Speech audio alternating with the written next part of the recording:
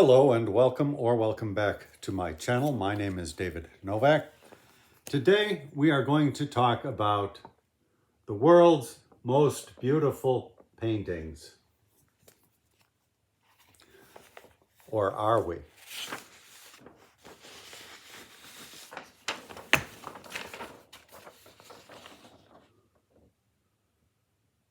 I didn't expect this to be in there when I pulled the book of paintings out.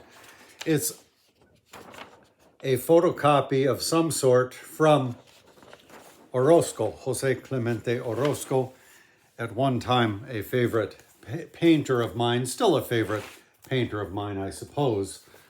And this book was a gift from a woman who is dead for a long time now, and it is just what it suggests. Compilation of paintings. I have it on my shelf. Oh, bang myself there, along with my Orozco book, which is a big book. I didn't pull that one for this.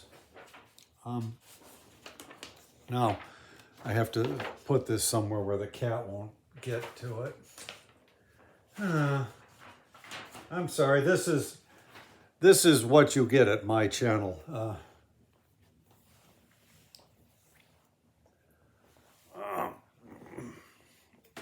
I appreciate those of you who stop by and stop in.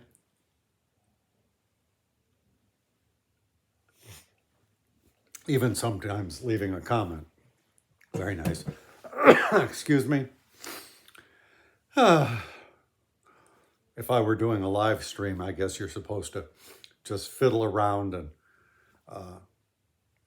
make small talk for about 20 minutes. I've never done a live stream, so.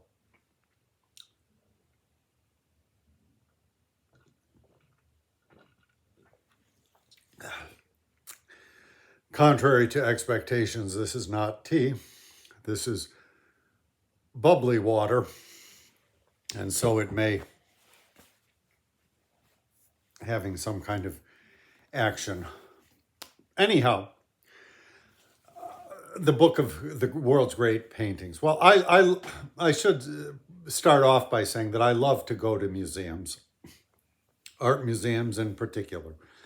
I love to see paintings from every era, from every location, from every tradition, sculptures too, that kind of thing. And even though one considers that items having been stolen from all over the place at times, or having been purchased after having been taken in some kind of nefarious way or whatever, are in some of these great museums. Restitution is slowly coming to be made here and there. I think Britain still wants to hold on to the Elgin marbles, even though there's really no good reason to do so, I think. Let them be repatriated. Why not? But I do, regardless, I love the fact that I have lived in a time when I've been positioned so as to be able to see all of this wonderful cultural stuff.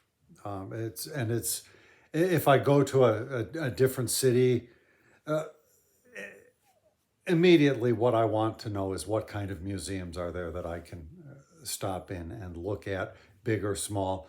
I had a friend who taught me that it doesn't have to be the big museums, the Louvre, that kind of thing. In a small town that you're passing through, there might be a small museum, and it's all very worthwhile. And in fact, so many people are in the Louvre. It's horrible now.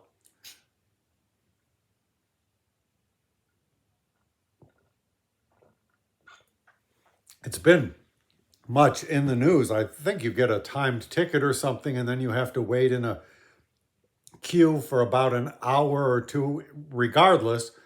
And then once you get inside, it's as though they didn't put any restrictions on the number of people regardless. There's just so many people everywhere. It's crazy. So mad is our lust for culture.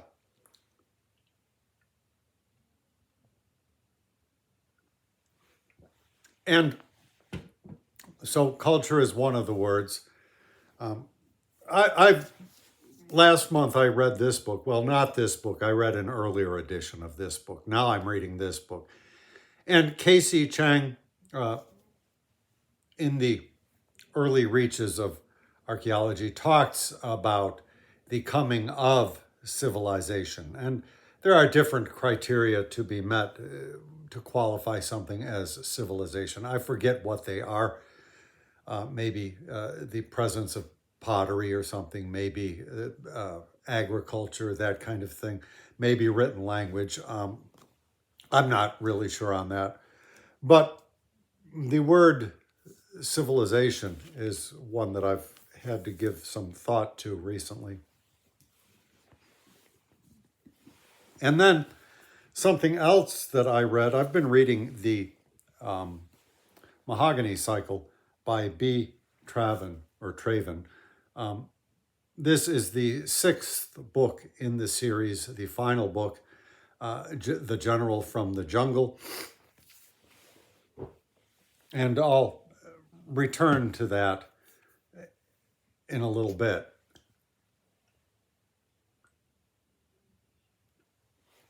Really a magnificent series, and I will list them in the description box, as I have been doing a lot lately.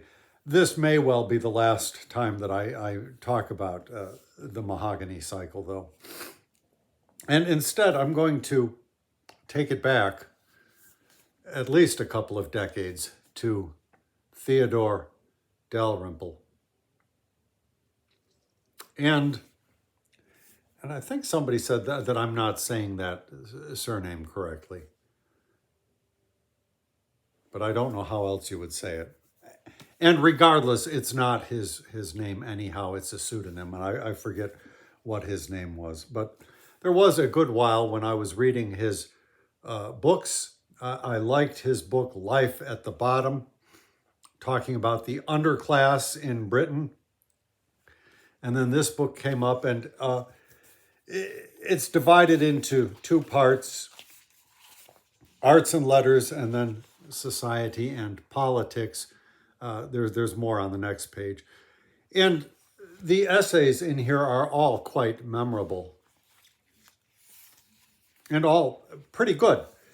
And I read a couple of more books after those 2. And some of his talking points have really remained firmly in place in my memory. He is not shy about letting you know that he was or is a doctor, although it's some kind of psychiatrist, I believe, a prison psychiatrist.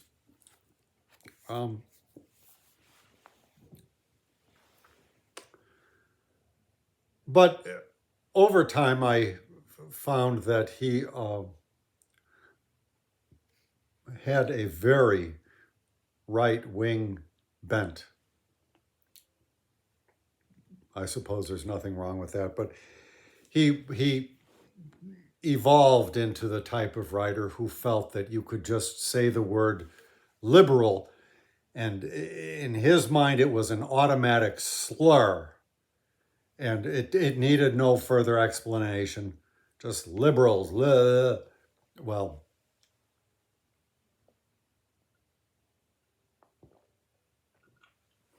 so I grew away from him and eventually just quit paying any attention. A lot of the pieces in this book, which are all very good, are probably available online. He's well represented at, I think it was City Journal, he was doing a lot of writing for at the time. I like writers who are well represented in online archives. But while I was reading Traven, something reminded me of something that I had read in Dalrymple. And I'm going to read a good excerpt from this. This is an essay, What We Have to Lose. And he talks about a time when he was a child. He and his brother, just for the heck of it, I guess, decided to smash up a transistor radio. I am of an age when I know what a transistor radio was and what it meant. Well, he and his brother decided to just take the thing and smash it to bits. And he goes on, and he does talk about civilization here.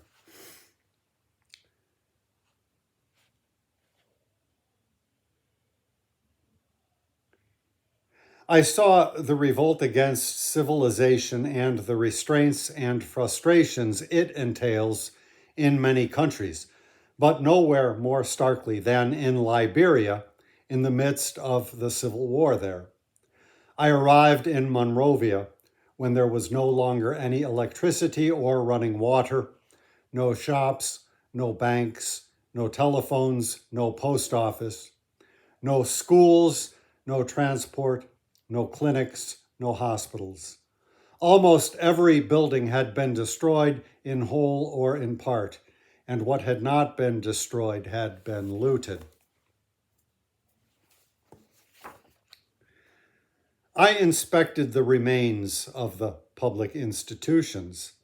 They had been destroyed with a thoroughness that could not have been the result of mere military conflict.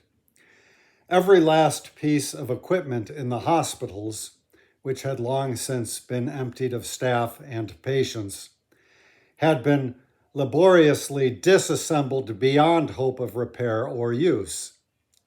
Every wheel had been severed by metal cutters from every trolley, cut at the cost of what must have been a very considerable effort. It was as if a horde of people with terrible experiences of hospitals, doctors, and medicine had passed through to exact their revenge. But this was not the explanation, because every other institution had undergone similar destruction.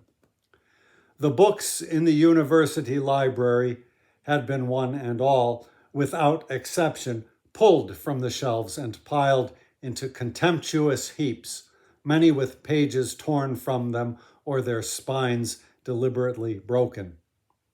It was the revenge of barbarians upon civilization, and of the powerless upon the powerful, or at least upon what they perceived as the source of their power. Ignorance revolted against knowledge, for the same reasons that my brother and I smashed the radio all those years before. Could there have been a clearer indication of hatred of the lower for the higher? In fact, there was, and not very far away, in a building called the Centennial Hall, where the inauguration ceremonies of the presidents of Liberia took place. The hall was empty now, except for the busts of former presidents, some of them overturned around the walls, and a Steinway grand piano, probably the only instrument of its kind in the entire country, 2/3 of the way into the hall. The piano, however, was not intact. Its legs had been sawed off, though they were by design removable, and the body of the piano laid on the ground like a stranded whale. Around it were disposed not only the sawed-off legs, but little piles of human feces. I had never seen a more graphic rejection of human refinement. I tried to imagine other possible meanings of the scene, but could not. Of course, the piano represented a culture that was not fully Liberia's own, and had not been assimilated fully by everyone in the country, but that the piano represented not just a particular culture, but the very idea of civilization itself was obvious in the very coarseness of the gesture of contempt. Appalled as I was by the scene in the Centennial Hall, I was yet more appalled by the reaction of two young British journalists also visiting Monrovia, to whom I described it, assuming that they would want to see for themselves. But they could see nothing significant in the vandalizing of the piano, only an inanimate object when all is said and done. In the context of a civil war in which scores of thousands of people had been killed and many more had been displaced from their homes. They saw no connection whatever between the impulse to destroy the piano and the impulse to kill. No connection between respect for human life and for the finer productions of human labor. No connection between civilization and the inhibition against the random killing of fellow beings. No connection between the book burnings in Nazi Germany and all the subsequent barbarities of that regime. Likewise, the fact that the Red Guards during the Cultural Revolution in China had destroyed thousands of pianos while also killing 1 million people conveyed no meaning or message to them. If anything, they understood the destruction of the piano in the Centennial Hall and even sympathized with it. The root cause of Liberia's civil war, they said, had been the long dominance of an elite, in the same way, presumably, that poverty is often said to be the root cause of crime. The piano was an instrument, both musical and political, of that elite, and therefore its destruction was itself a step in the direction of democracy, an expression of the general will. This way of thinking about culture and civilization, possible only for people who believe that the comforts and benefits they enjoy are immortal and indestructible, has become almost standard among the intelligentsia of Western societies. The word civilization itself now rarely appears in academic texts or in journalism without the use of ironical quotation marks, as if civilization were a mythical creature like the Loch Ness monster or the abominable snowman, and to believe in it were a sign of philosophical naivete. Brutal episodes, such as are all too frequent in history, are treated as demonstrations that civilization and culture are a sham, a mere mask for crassly material interests, as if there were any protection from man's permanent temptation to brutality, except his striving after civilization and culture. At the same time, achievements are taken for granted as always having been there, as if man's natural state were knowledge rather than ignorance, wealth rather than poverty, tranquility rather than anarchy. It follows that nothing is worthy of or requires protection and preservation, because all that is good comes about as a free gift of nature.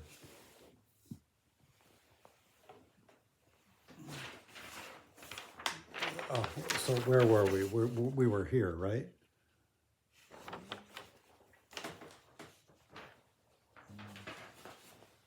So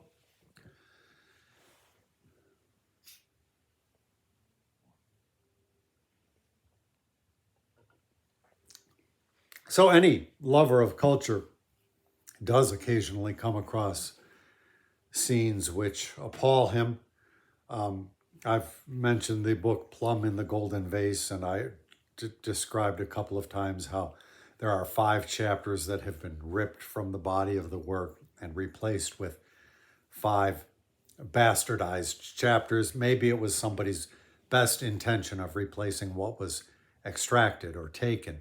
But regardless, the beauty, the perfection of the work is marred by this sort of scar across the face of it in the middle somewhere. It consists of 100 chapters, and so 5 of them are a miserable transplant. Would that the originals were found. And you go to museums often enough. I am reminded of somewhere in France. Now I can't remember the name of the place. If you've studied history, you know there was a time when the papacy moved to somewhere in France. And it has a name, and it starts with an A, I think, and it just escapes me. And as a good tourist, you can go and tour the building, where the Pope lived, the papal chambers and so forth, and you see all of this lovely stuff that has been rudely marred by revolutionary Frenchmen or French women. And it is absolutely appalling to see that kind of destruction.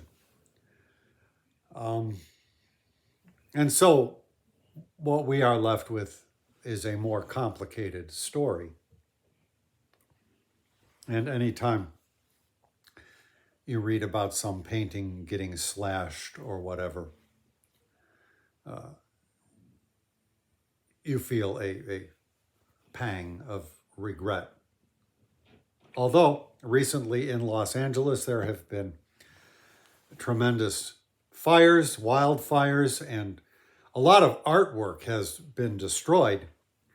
And oftentimes in this case, it seems, as with the murder of a chief executive officer of an insurance company, a health insurance company, United Healthcare, the public has not really lamented that much, because you had this hugely privileged class and all of these art objects and so forth with which they decorated their halls and their courtyards and so forth, somehow are exempted from that kind of lament because of the extreme privilege of the position that these owners occupied, I guess still occupy if they survived it, and I think most of them did.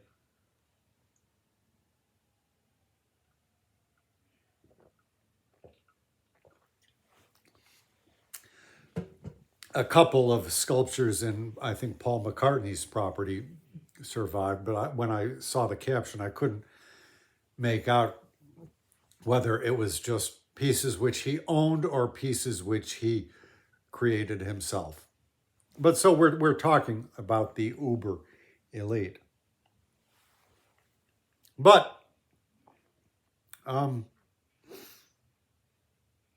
regardless, the loss of the art itself is lamentable, and I think generally speaking, the art objects that are in private hands are probably safer ultimately than that which we have in museums, though I dearly love going to museums. But when the civilization breaks down or the culture is overthrown through violence, they make easy targets.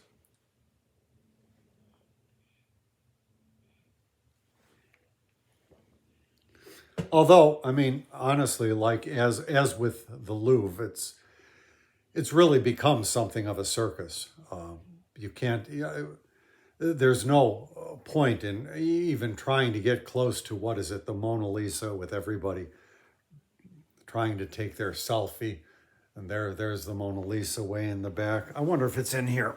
Let's see. Probably is.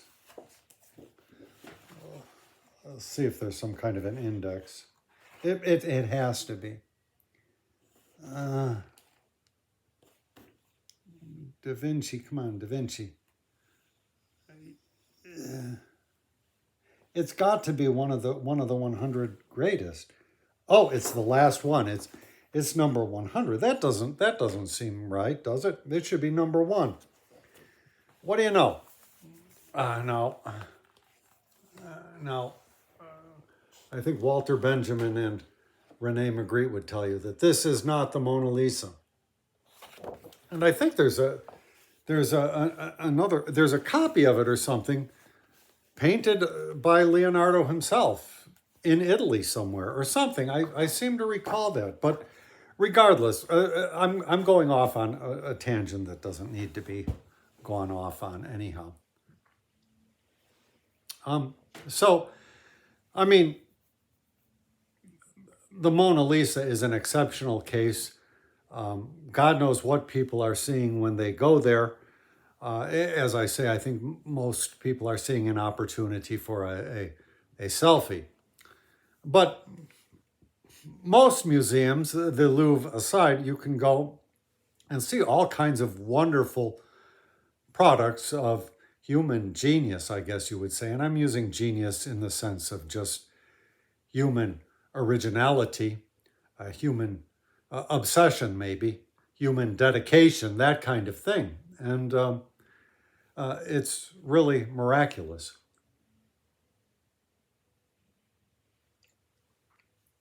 It's easy not to love humanity very much, but when you go to a museum and you see these finely wrought items, these finely wrought carvings, and so forth, you can admire. And then you start to think about the fact that an elephant had to die to produce this piece of tusk or ivory, whatever. And then you start thinking again. And so I thought, with all of this in mind, I will read to you. Now, where did I put my Traven?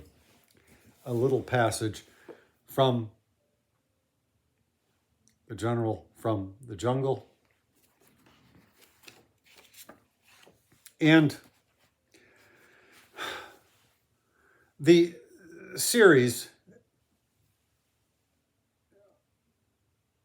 also known as the Jungle Books, is based upon the plantation system for mahogany harvesting in Mexico in, say, the 1900s. And the first books teach a little bit about the system of corruption under the dictatorship, and the mahogany plantations are in the background. And then you move through the course of the third, fourth, and fifth books to scenes which take place on the mahogany plantations themselves, with the grueling work for the essentially slaves who are required to fulfill these massive quotas at expense of life and limb. They, as human beings, count for nothing. All that matters is that quota. All that matters to the owners of these corporations. That's a usage of language that you hear the word matters all the time. Such and such matters, and the phrasing is always incomplete because something has to matter to somebody or it has to matter for something. I mean, you can't just say it matters, but of course, colloquially, we do speak so.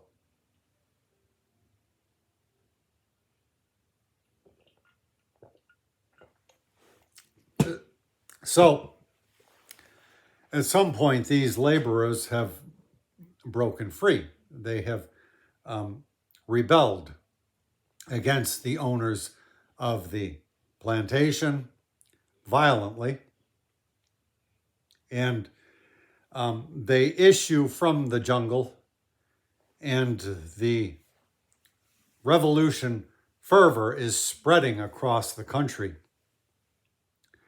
And they wind up at an estate, and these estates, the word for them is finca, and they would be a compound peopled by an owner and his family, but also numerous families of peons who labored, again, freely, I guess you would say. They may have nominally been paid, but they also were deliberately driven into a debt situation that was inescapable.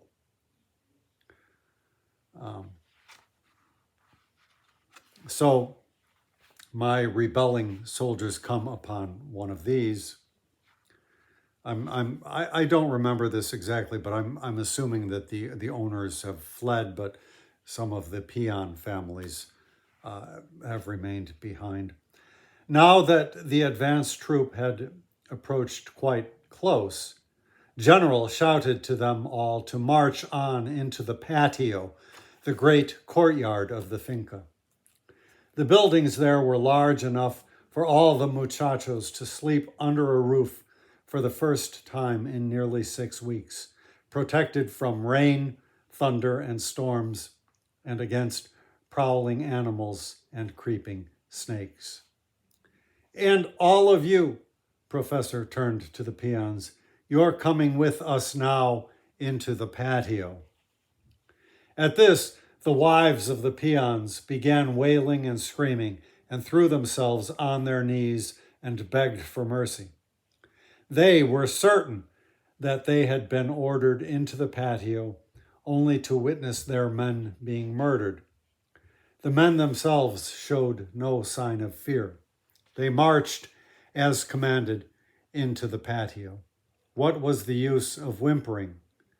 They marched ahead like obedient soldiers who know precisely that if they are fated to be murdered, they can do nothing about it, either by weeping and whining or by abjectly begging for mercy, and so forth. That's just leading you into the passage that I wanted to read.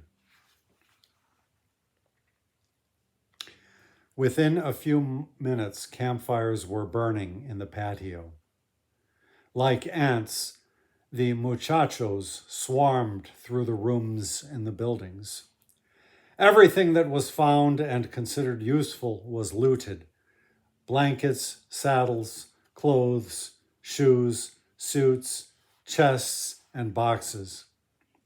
A typewriter flew in a wide arc into the patio and burst into fragments. 3 sewing machines followed. Everything made of wood was hacked up.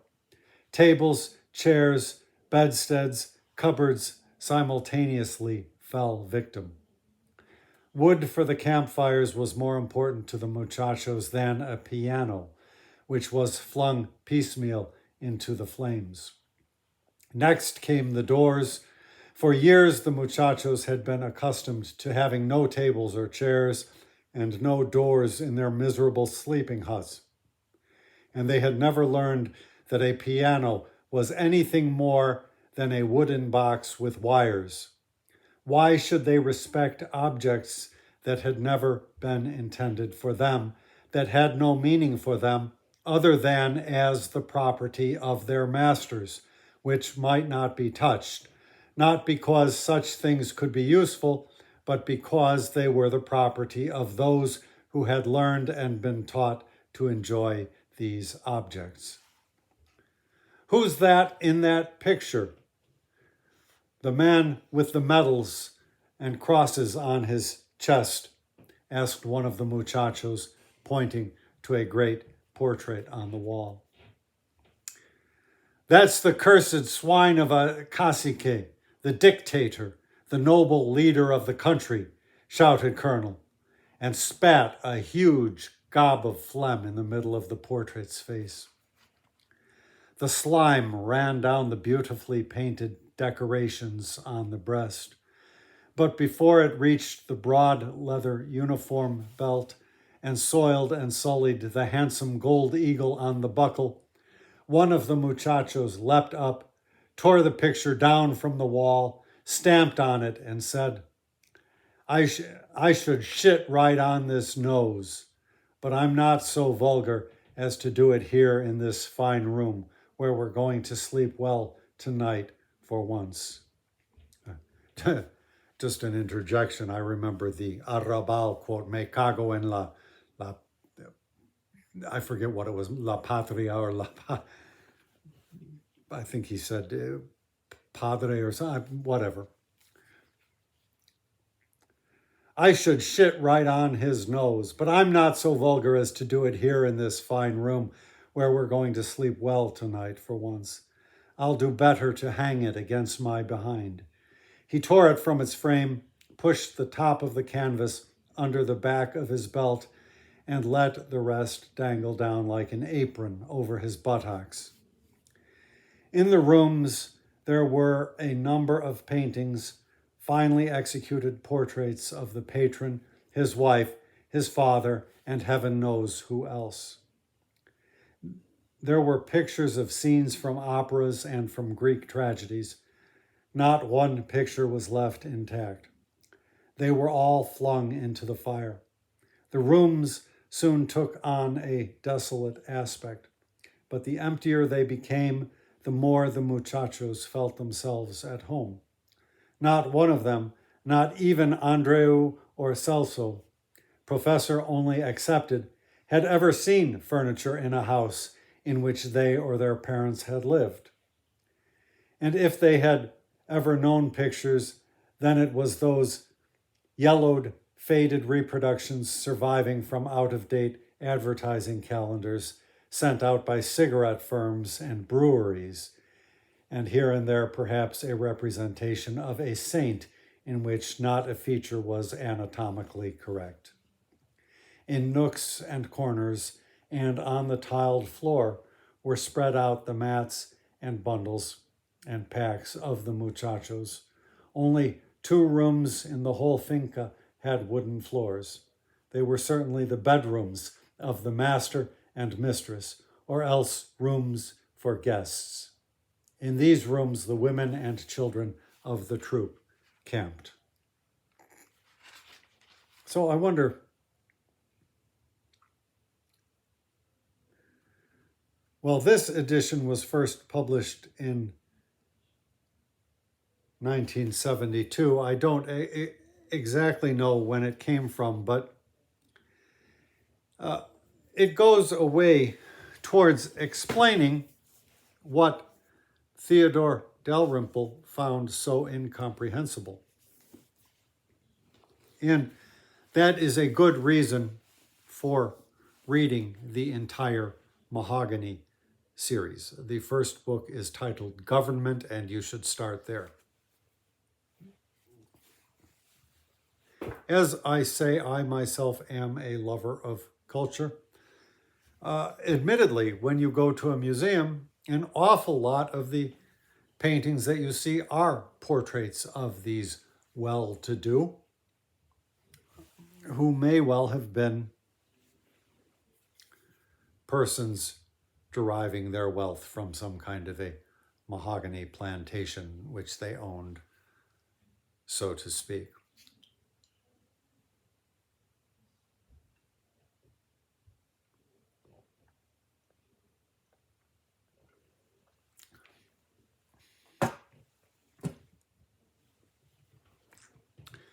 We're at an odd moment in time in my country, the United States, when we have a president now, Donald Trump, who makes no pretense to caring about culture. He really doesn't care. He His favored style of art is dictator gaudy. And as the seams to our civilization come unraveled, we'll see what survives and what doesn't. I don't make any predictions. Of course, as with Dalrymple, I would hope that people exercise restraint when it comes to looting and destroying the beloved properties housed within our museums.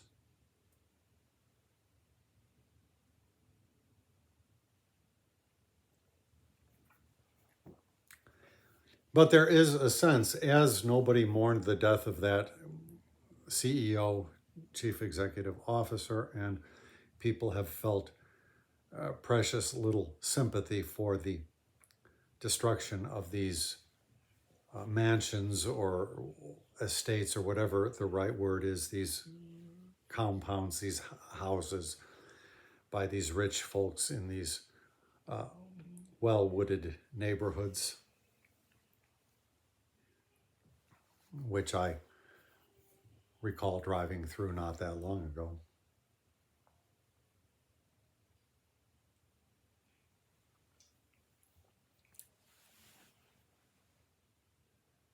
But the inequalities or inequities in the society have grown so vast that, as with those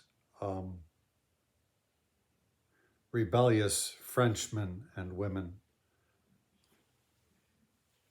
you can't expect people who have been so long under the yoke and not been allowed to share in the bounty of culture to be that respectful. And Traven's description of what happens to the piano parallels exactly the scene in Dalrymple's memory. And Dalrymple really should read some Traven. I completely understand Dalrymple's feeling at having seen that, but when culture is derived from absolute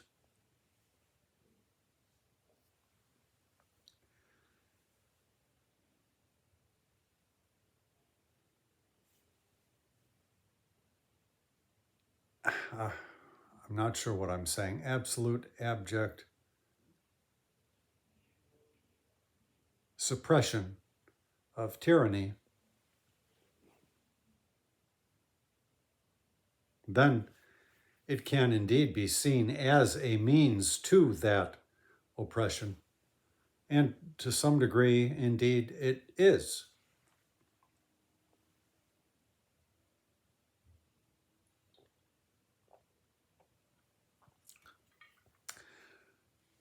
Art has a function toward bolstering up the regime. And then, too, I think of the scene, and somebody who knows their Dante better than I will have to correct me, but there was an incident, and a child, I think, was drowning or was caught inside the baptismal font or something like that. And Dante went and he broke the baptismal font in order to save the child, and was much blamed for having done that. And of course, in the world of the Monterias, or the mahogany plantations, a human life was not worth whatever, an ounce of lumber.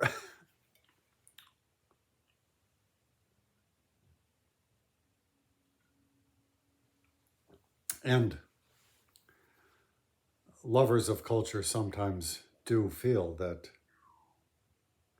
this priceless object should survive even at the expense of untold numbers of people.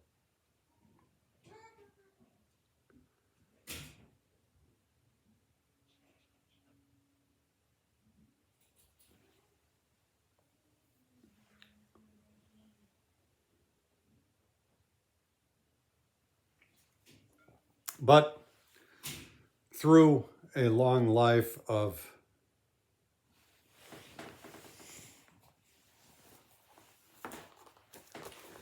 caring about culture,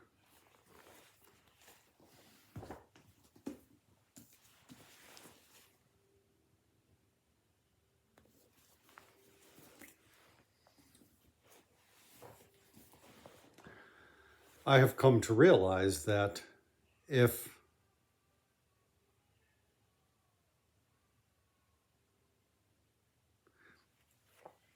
it perpetuates a system of injustice, then it has to be let go. And that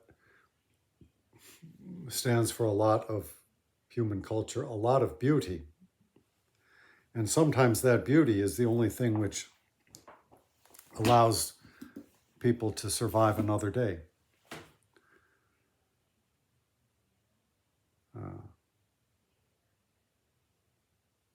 So I have talked long enough, and these are just thoughts that have been going through my head, thoughts about civilization, thoughts about pianos, thoughts about destruction.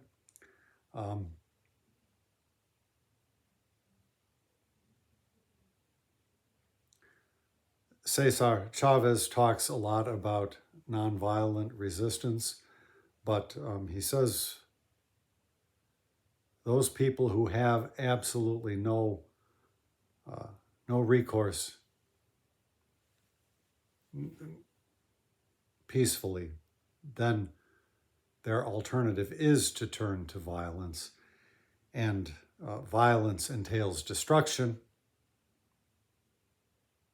So if this culture cannot somehow transform itself into a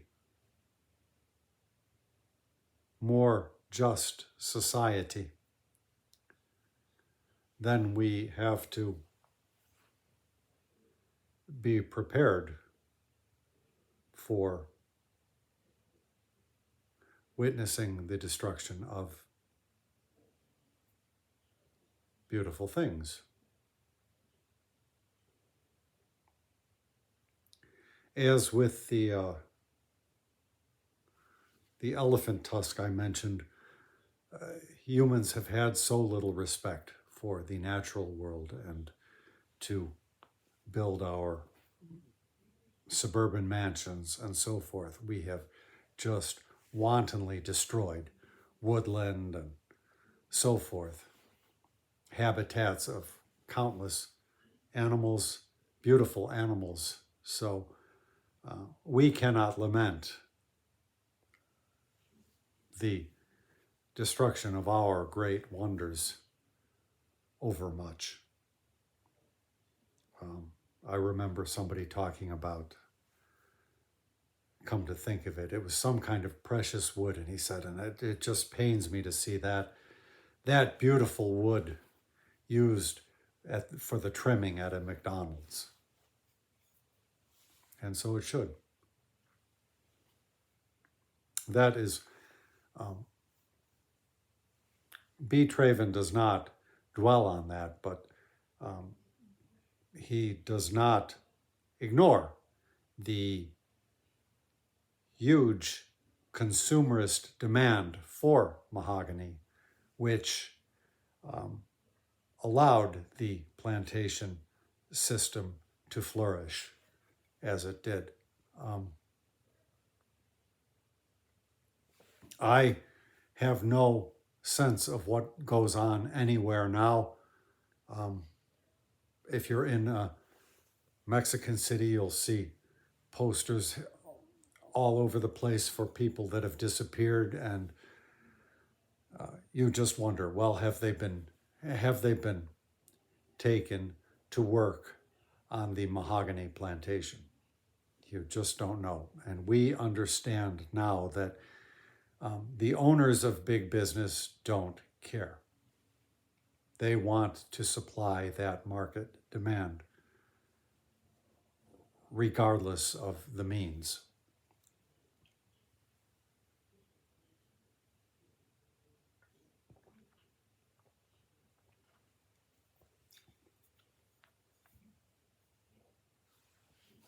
Hopefully, through the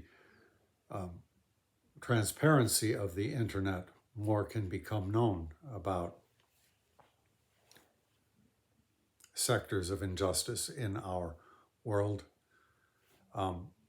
The colonialist world particularly has relied extensively upon people not knowing what's going on. And it is time for us to come clean. And our present government wants to wall people out of this country, decimate their economy perhaps, extract their wealth perhaps, and then put a wall so that they can't come here.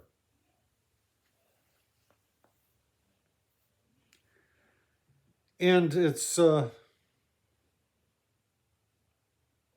time to change all of that, I think, if humanity is to survive, and with the climate catastrophe barreling down upon us, even so, it may not be possible. But this system of injustice perpetration really must stop. So, these are just random thoughts, and I have gone on long enough. Thank you very much for stopping by to listen to an old man ramble on.